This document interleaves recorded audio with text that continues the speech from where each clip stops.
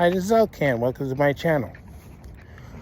Well, after seeing the debacle of Bud Light, apparently the VP trying to put inclusion in to try to sell the product, and it flopped badly.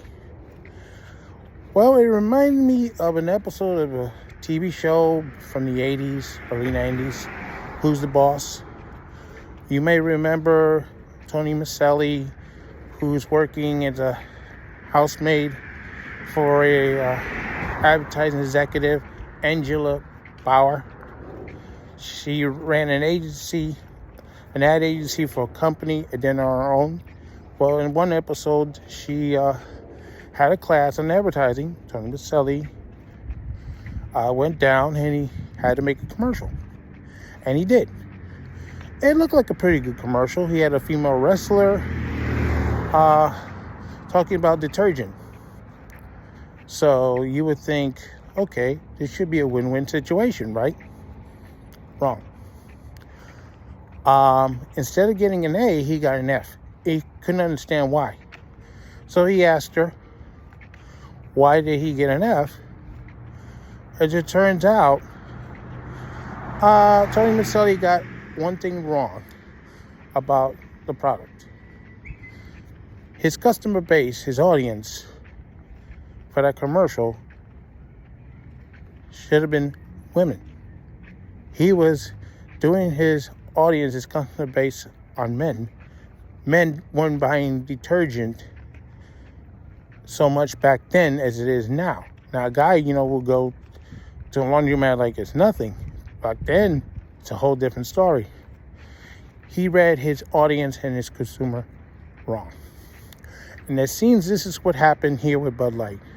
She read her consumer, her audience, incorrectly. She thought maybe focusing more on the new people without trying to keep the old people that were drinking the stuff.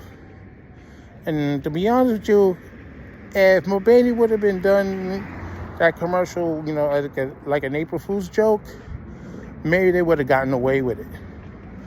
But it was not an April Fool's joke. So, and the problem is a lot of people in that generation, whether it's trans or not, are not a lot of Bud Light drinkers. If you're at Starbucks all the time, you're not going to be drinking beer or whatever else you're drinking. You might be drinking healthier. So it was a major blunder on her part. They had an earlier commercial, was a little woke, but was a lot more successful. The guy and the woman dancing, the Super Bowl ad, some music. They said it was a little woke. But it worked. Instead of capitalizing on that formula, Dylan Mulvaney was chosen instead. So as you see now, the result, people are not buying it. People are pouring it down the drains. They're sending it back. They're crushing it with vehicles.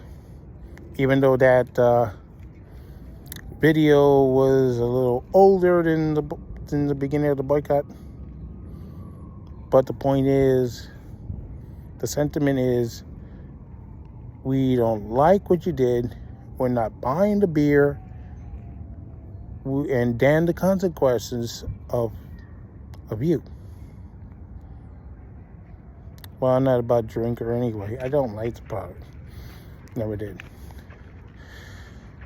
But the moral of the story is that you should look before you leap. Because it's like if you're cutting wire, you have to measure twice before you cut once. Because you make a mistake, it's very hard to fix.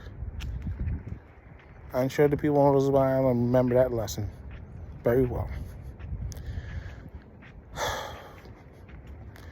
I just don't get it. The thing is, If you had Jazz Jennings in the commercial, I think it would have been better. Or even Blair White. But, make it like an April Fool joke or something, not a series of ads, whatever the heck you were trying to do with Mulvaney. Because it backfired on you. A gag is great, but if you're doing it for all the wrong reasons, and you got egg in your face, it's not going to help your bottom line. And we've seen the stock market prices go zoop. Glad I don't own it. Sal saying so long for now. Don't forget stop. Yes, I'll drink to that, but it won't be Bud. It may be something non-alcoholic, but definitely not Bud. And by the way, it's not just Bud Light and Anheuser-Busch regular Budweiser. They have over 30, 40 beer products, including Old Duels and Coronas. So check the label. If it says Budweiser or the parent company, you can boycott it. It's a shame. I like Corona's commercials. I won't be watching them anymore either.